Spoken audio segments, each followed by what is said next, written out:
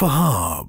Habari na karibu sana mtazamaji wa Informative TV. Karibu tuweze kukujuza kupitia kipindi hiki cha Maarifa Hub. Ndani ya kipindi hiki kuna mengi ya kuweza kuyafahamu kuhusiana na masuala ya elimu katika nyanja mbalimbali. Hapa utaweza kufahamu kuhusiana na elimu kwa ujumla, lakini pia elimu ya mazingira. Na mtazamaji wetu, kwa siku hii leo tuko na balozi wa mazingira kutoka ofisi ya makamo wa rais muungano na mazingira, Bwana Aloy Kamando. Mimi naitwa Mwanahamisi Simai. Tuwe pamoja zaidi mwanzo hadi mwisho wa kipindi hiki.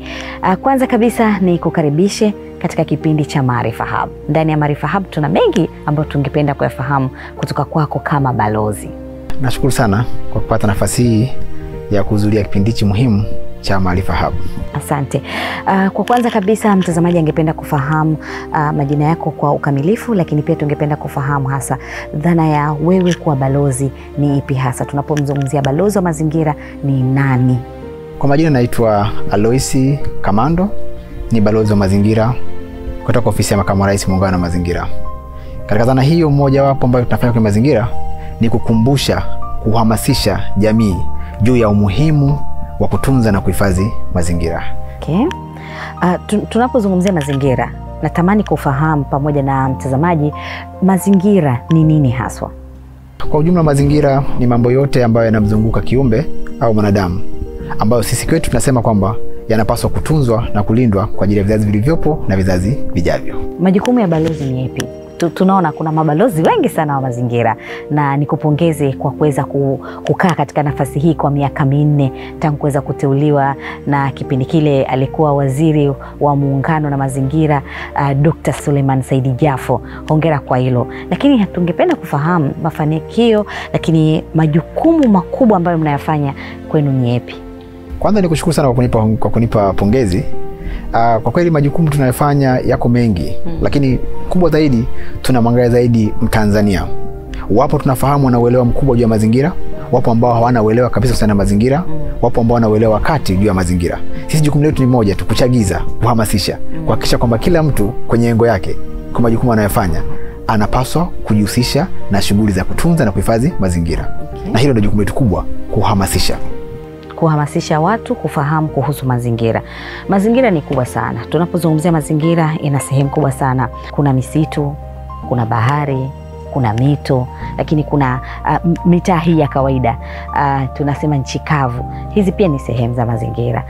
Jitihada zenu ni zipi hasa katika kuwasaidia wale ambao wanaishi katika kada hizo ili kutunza haya mazingira? Kwanza ndugu mtangazaji, ni kutoa wasiwasi. Sisi tunahusika na mambo yote. Tunahusika na maeneo yote. Na kama unavyofahamu, jambo la mazingira ni jambo ambalo ni cross cutting issue. Linamhusu kila mtu, linamhusu kila kiumbe. Hivyo basi tunafanya swala la mazingira kwenye level zote, kwenye level za nchi kavu, level za bahari, kwenye misitu na maeneo mengine kaza wa kaza. Ili mradi tu tukiamini kwamba eneo hili tukilishughulikia linaweza likamfanya mwanadamu anakuwa salama katika maisha yake ya leo na maisha ya vizazi vijavyo. Kwa hiyo hivyo basi tunafanya shughuli za mazingira kwenye maeneo tofauti tofauti, maeneo karibuni yote ambayo yanaathirika na shughuli za kibinadamu. Okay. Sasa hivi hali ya kimazingira katika taifa letu ikoje hasa kama mabalozi? Bila shaka mtakuwa mnashirikiana kwa upana zaidi na NEMKI, Baraza la Taifa la Hifadhi ya Mazingira. Mnashirikiana vipi na NEMKI? Lakini hali ikoje katika taifa letu kwa upande wa mazingira? Swali zuri sana. Kwa kweli ndugu zetu wa kutoka NEMKI na taasisi mbalimbali ikiwemo Future Africa, zipo zingine za Global Education Link, tunashirikiana kwa karibu sana kwa sababu dhamira yetu ni moja. Sisi wote tunajenga nyumba moja. Kwa hiyo kwa namna moja nyingine, jukumu la mazingira sio la serikali peke yake, ni jukumu la wadau wote mbalimbali. Kwa kila watu kutokana na taasisi zao zilizokuwa nazo, wana wajibu, wanapaswa kuungana pamoja katika kupambana na uchafuzi wa mazingira. Hivyo basi, sisi kama balozi wa mazingira tunafanya kazi karibu sana na vyombo tofauti tofauti, taasisi tofauti tofauti ambazo kimsingi zinafahamu au zinajua tuna wajibu wa kuzikumbusha jukumu lao la kutunza na kuhifadhi mazingira, na hayo ndio majukumu ambayo pia tunayafanya katika nchi yetu ya Tanzania. Umezungumzia hapa swala la kushirikisha pia sekta binafsi. Kwa upande wa sekta binafsi mmekuwa mkishirikiana nao kwa njia zipi hasa? Umetaja baadhi ya mataasisi hapa ikiwemo Future Africa ambao mmekuwa mkishirikiana nao. Mnashirikiana nao kwa njia zipi katika kufikisha ujumbe? Mambo ya mazingira na mambo mengi, ikiwemo maeneo hayo ya kipande cha awareness haswa, kwa sababu tunafahamu watu kama Future Africa wana majukumu hayo ya kimazingira. Tunafahamu watu kama wa Global Education Link wao wanapeleka wanafunzi nje ya nchi katika kujifunza au kusoma. Tunaamini kwamba wanapopeleka wanafunzi hao pia wana jukumu la kuwakumbusha wajibu wao katika dunia kwamba Tanzania ni miongoni mwa nchi ambazo zinapambana na kuhifadhi na kutunza mazingira. Lakini pia wanapita kwenye mashule huko, tunawakumbusha wanapoenda wasahau kuzungumzia swala hili la mazingira, ili liwe ni jambo ambalo lilizoeleka kwa watu walifahamu, lisio jambo ambalo ni geni katika mazingira ya wanafunzi ambao wanajifunza nje ya nchi na ndani ya nchi. Okay. Wewe ni miongoni mwa zao bora sana katika utunzaji wa mazingira.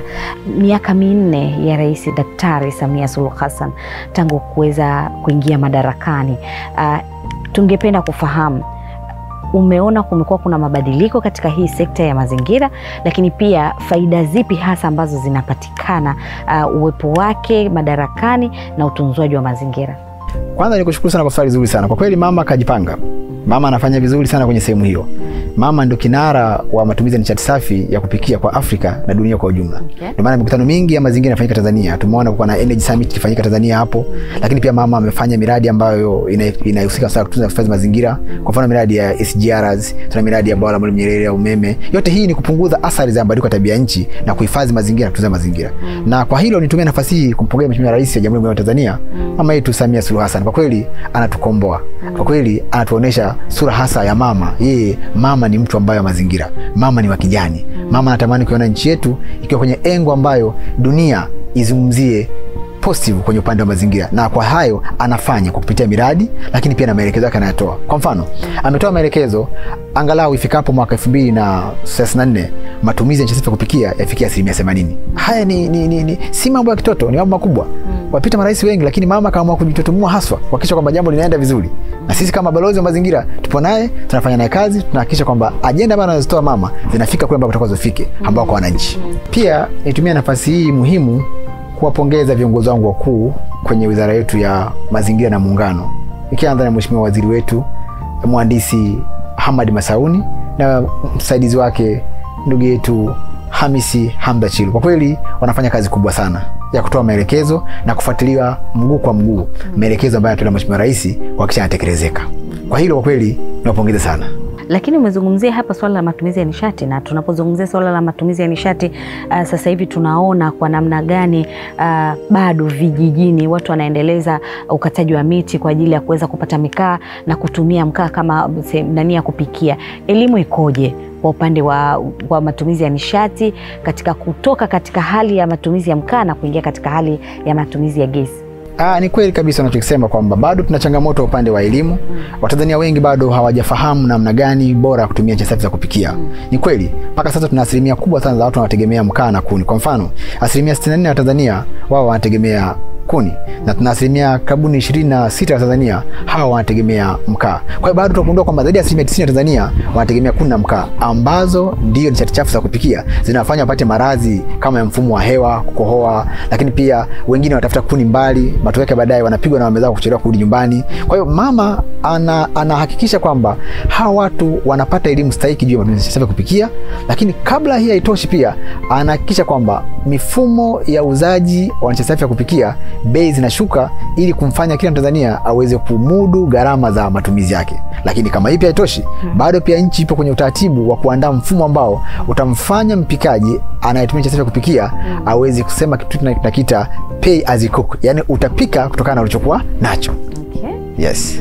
Mtazamaji wa Informative TV, hiki ni kipindi cha Maarifa Hub. Kama ambavyo nimekuambia, ndani ya kipindi tuko na balozi wa mazingira kutoka ofisi ya makamu wa rais, muungano na mazingira, Bwana Alois, na hapa umeweza kumsikia ni kwa namna gani serikali pamoja na wao mabalozi wa mazingira wapo katika kutoa elimu kuhusiana na utunzwaji wa mazingira. Elimu hii ambayo inatolewa inaanzia ngazi ipi hasa? Tunaangalia nani na nani katika kumfikishia ujumbe na kuweza kutimiza dhima kuu ya utunzaji wa mazingira? Kwa kweli elimu hii tunatoa kwenye level tofauti. Tunafahamu tuna watoto wa shule za msingi, tuna watoto wa shule za sekondari, tuna vijana wa vyuo vyetu vikuu. Hayo yote ni maeneo ambayo vijana wanajifunza. Tunahakikisha hawa vijana wanapata elimu ili waweze kujenga utamaduni wa kuhifadhi na kutunza mazingira. Lakini hatujawasahau wale ambao wako mtaani. Kimsingi kwamba tunajua kila Mtanzania kila siku anapoamka anafanya shughuli ambazo za kupata kipato chake cha kujikimu na maisha yake. Tunamkumbusha kwamba ana wajibu wa kutunza na kuhifadhi mazingira.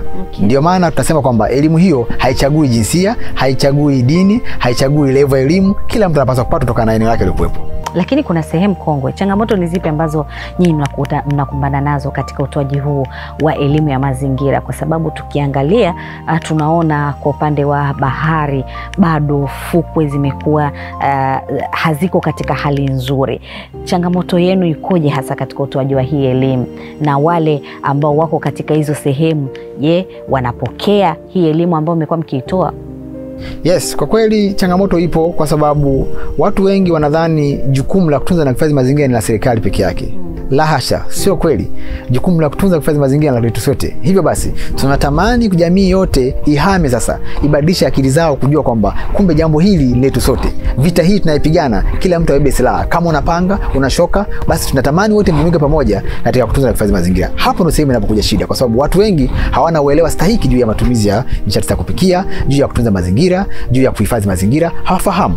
Kwa tuna kazi ya kubadilisha akili zao zihamie kwenye hili jukumu letu sote, sio serikali peke yao. Ndio maana watu kama Future Africa na Global Education Link wao mapema kabisa wakaona bora waingie kuungana na jambo hilo ili kuhifadhi na kutunza mazingira. Athari ni zipi ambazo yule ambaye hajatunza mazingira zinaweza zikamkuta, ama taifa linaweza likapata athari gani kama halitunzi mazingira? Kama ujuavyo kwamba mazingira yanabeba vitu vingi. Tutapata athari za kiafya, magonjwa ya mlipuko, tunaweza kupata athari zingine za kielimu. Kwa mfano watoto wengine wanachelewa kwenda shule kutokana na kutafuta kuni na mkaa kwa polini, wanang'atwa na nyoka, wanabakwa na vitu vingine kadha wa kadha. Lakini pia kuna athari za kimazingira zenyewe moja kwa moja. Kwa mfano, tuna athari za kukatwa miti. Misitu sasa hivi tunapoteza kila mwaka zaidi ya hekta 4.5 plus kila mwaka zinapotea. Nadhani hata wewe unaumia kwenye hilo. Lakini pia tuna athari za kijamii.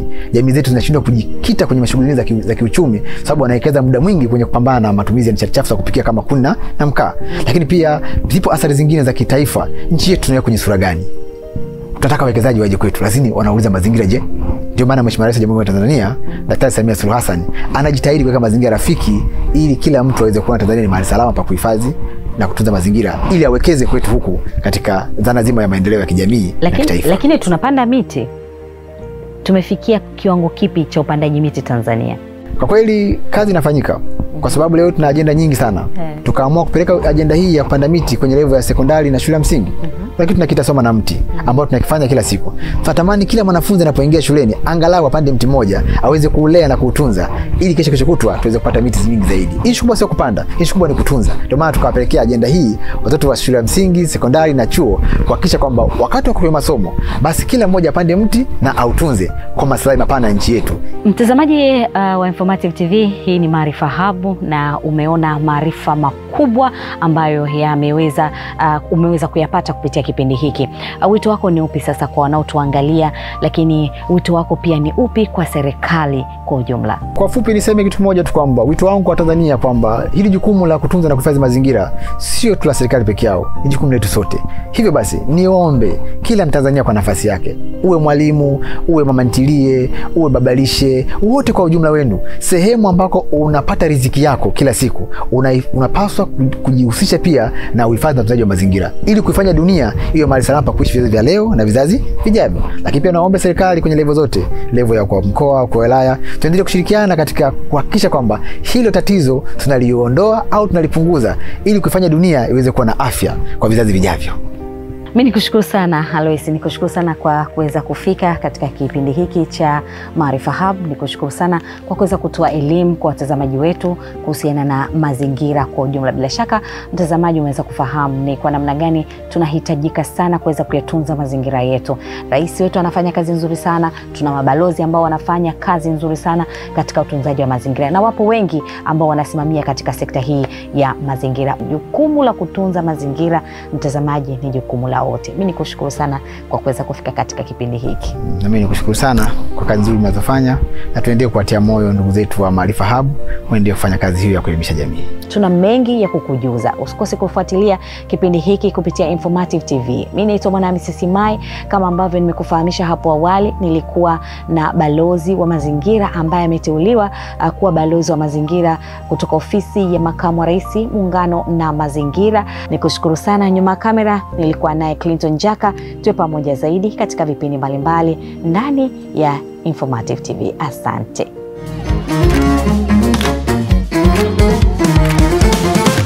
Maarifa Hub.